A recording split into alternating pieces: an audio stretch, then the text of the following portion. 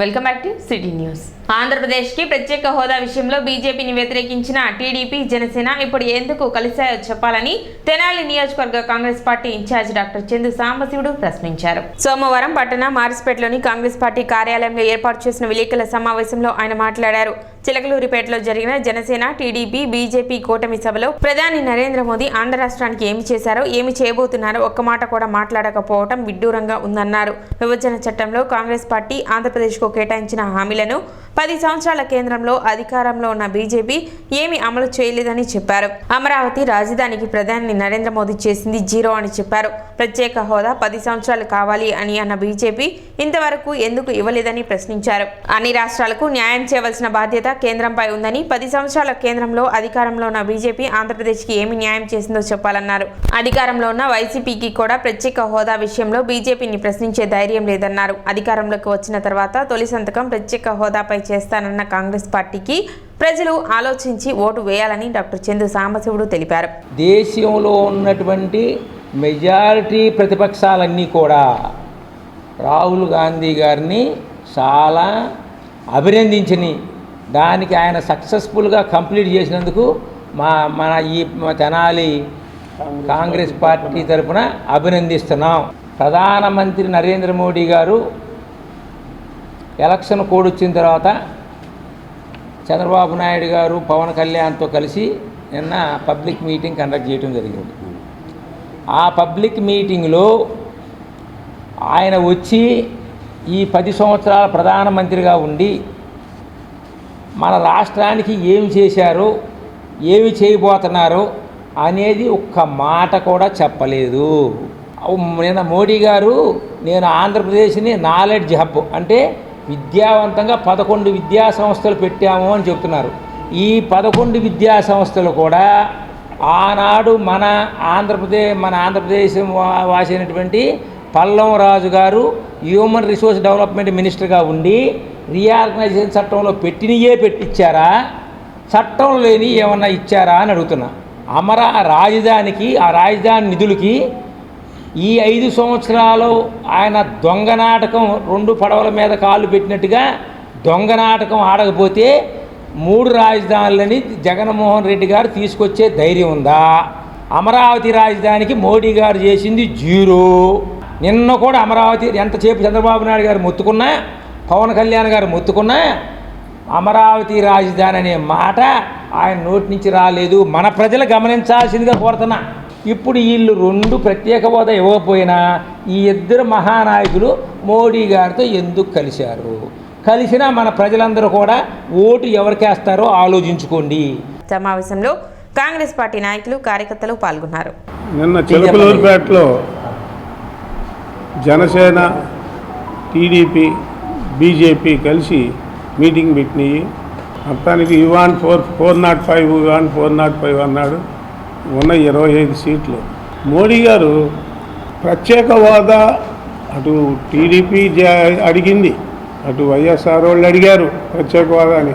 కాదు అని వాళ్ళకి ఏదో ప్రత్యేక ప్యాకేజీలు ఇచ్చాడు, ప్రత్యేక పెయ్యి ఇచ్చాడు, సరిపెట్టాడు. ఇప్పుడు ఆంధ్రప్రదేశ్కి నిలబడటానికి వచ్చినప్పుడు కనీసం ఇప్పుడైనా నేను ప్రత్యేక హోదా ఇస్తున్నాను ఆంధ్రప్రదేశ్కి అని ఒక్క మాట అంటే ఎంత బాగుండేది. ఆంధ్రప్రదేశ్ని డెవలప్ చేద్దాం, ఒక ఇది పెద్ద పట్టణంగా తీర్చిదిద్దాం అనే ఒక ఆలోచన లేదు.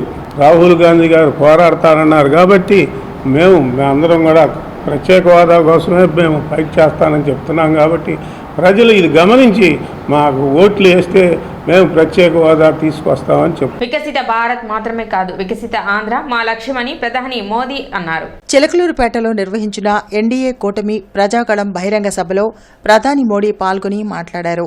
కేంద్రంలో 3వసారి ఎన్డీఏ ప్రభుత్వం అధికారంలోకి రావాలని, అందుకు నా ఆంధ్ర కుటుంబ సభ్యులు కూడా కృషి చేయాలని కోరారు. ఎన్డీఏ సర్కార్లో ప్రతి ఒక్కరూ పేదల కోసం పనిచేస్తారన్నారు. ఏపీ అభివృద్ధికి బీజేపీ ప్రభుత్వం అనేక నిధులు కేటాయించిందని గుర్తు చేశారు. వైసీపీ, కాంగ్రెస్ 2 ఒకటే అనే విషయాన్ని ప్రజలు గుర్తుపెట్టుకోవాలన్నారు. రాష్ట్రంలో అవినీతి వైసీపీ సర్కారుకు చరమగీతం పాడాల్సిన అవసరం ఉందని తెలిపారు.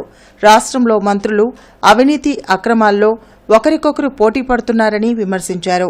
రాబోయే 5 ఏళ్లు కీలకమని, ఎన్డీఏతోనే రాష్ట్రాభివృద్ధి సాధ్యమని ప్రధాని నరేంద్ర మోడీ స్పష్టం చేశారు.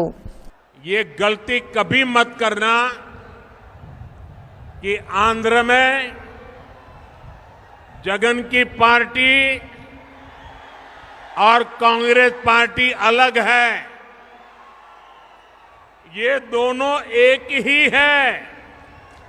एक परिवार के लोग ही दोनों पार्टी चला रहे हैं और ये उनकी मिली भगत है कि जो सरकार के प्रति गुस्सा है वो थोड़ा गुस्सा कांग्रेस की तरफ चला जाए ताकि एनडीए के लोगों को लाभ न मिले. तो ये दोनों की चालाकी है. ये दोनों एक ही चट्टे बट्टे के आजू बाजू है. कोई गलती मत करना. పేదరికం లేకుండా చేయడం ప్రధాని మోదీ కల అని, మనమందరం ఆయన ఆశయాలతో అనుసంధానం అవ్వాల్సిన అవసరం ఉందని టీడీపీ అధినేత చంద్రబాబు నాయుడు అన్నారు. ఎన్డీఏలో భాగస్వామ్యం ద్వారా అనేక కార్యక్రమాలు రాష్ట్రంలో అమలు చేసినట్లు తెలిపారు. చిలకలూరుపేటలో నిర్వహించిన ప్రజాగళం బహిరంగ సభలో చంద్రబాబు మాట్లాడారు. అమరావతి నిర్మాణం జరిగి ఉంటే దేశంలో నెంబర్ 1 రాష్ట్రంగా ఏపీ ఉండేదన్నారు. అన్ని రంగాలలో రాష్ట్రాన్ని జగన్ భ్రష్టు పట్టించారని చంద్రబాబు మండిపడ్డారు. పోలవరాన్ని గోదావరిలో కలిపేశారన్నారు. 5 ఏళ్లలో రోడ్లు, పరిశ్రమలు అభివృద్ధి లేవని విమర్శించారు. ప్రభుత్వ భవనాలను తాకట్టు పెట్టే దుస్థితికి వైసీపీ ప్రభుత్వం రావడం సిగ్గుచేటన్నారు. 3 ముక్కలాటతో అమరావతిని నాశనం చేసి భ్రష్టు పట్టించిన వ్యక్తి ఈ జగన్మోహన్ రెడ్డి. పోలవరం కేంద్ర సహకారంతో 72% పూర్తి చేసి ఈ ప్రభుత్వం పోలవరాన్ని గోదావరిలో కలిపేసే పరిస్థితికి వచ్చారు. ఈ విధంగా ఒక ప్రాజెక్టు కాదు, అన్ని ప్రాజెక్టులు నష్టపోయాం. సహజ వనరులు దోచేశారు.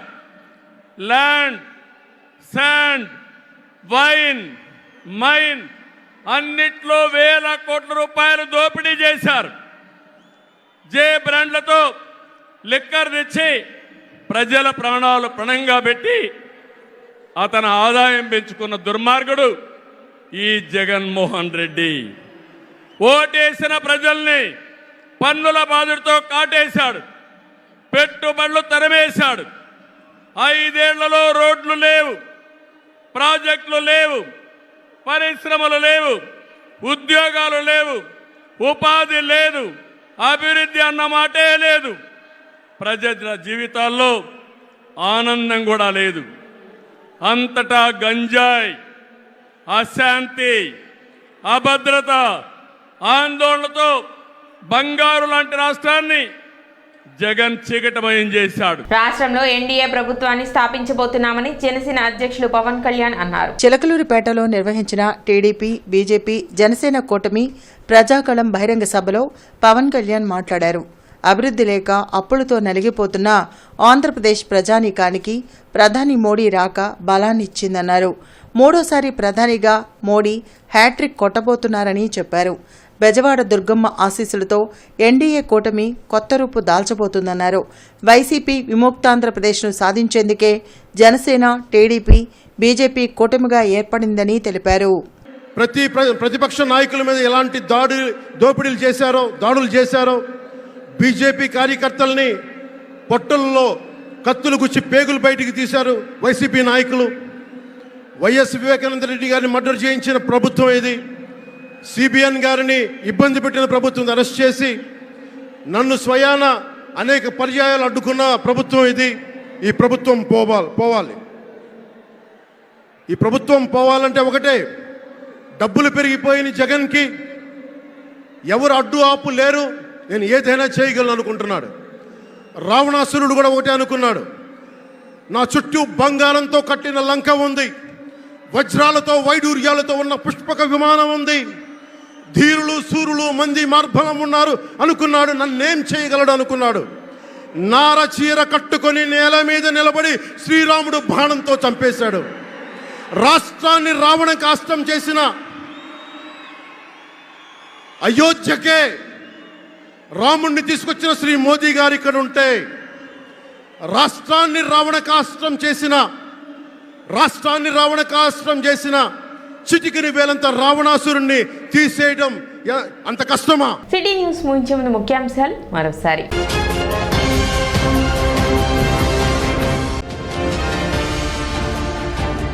సోమవారం నుండి ప్రారంభమైన 10వ తరగతి పబ్లిక్ పరీక్షలు.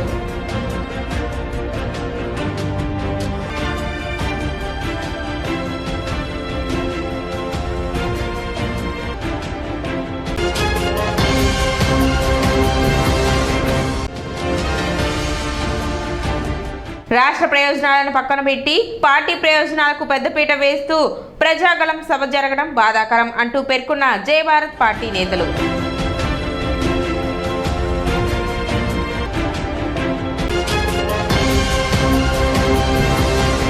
సిటీ న్యూస్ ఇంతటితో సమాప్తం. నమస్కారం.